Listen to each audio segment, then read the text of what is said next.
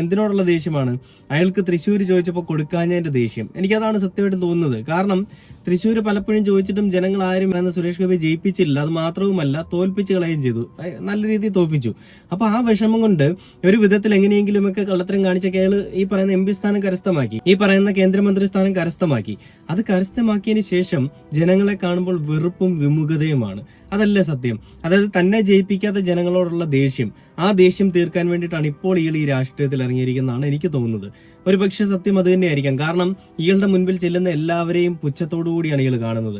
ഒരുമാതിരി ഞാൻ നേരത്തെ പറഞ്ഞു, ജന്മി കുടിയാൻ വ്യവസ്ഥ പോലെ രാജാവ് ഒരുമാതിരി അടിയാളന്മാരെ കാണുന്നത് പോലെയുള്ള ഒരു പരിപാടിയാണ് സുരേഷ് ഗോപി കാണിക്കുന്നത്. അപ്പൊ ഈ കഴിഞ്ഞ ദിവസം ഒരു വയോധികനെ അദ്ദേഹം വിഷമിപ്പിച്ചു വിടുന്ന ഒരു അവസ്ഥ നമ്മൾ കണ്ടതാണ്. അപ്പോൾ ആ വിഷമിപ്പിച്ച് വിട്ട ആ ഒരു വയോധികന് വീട് വെച്ച് നൽകാനായിട്ട് CPM രംഗത്തേക്ക് വന്നു. ശരിക്കും പറഞ്ഞാൽ ഞാൻ ഈ കഴിഞ്ഞ ദിവസം അഭിനന്ദിച്ച ആളുകളാണ് CPM എന്ന് പറയുന്നത്. കാരണം ഈ ഒരു സമയത്ത് സമയോചിതമായിട്ട് ഇടപെട്ടതുകൊണ്ടാണ്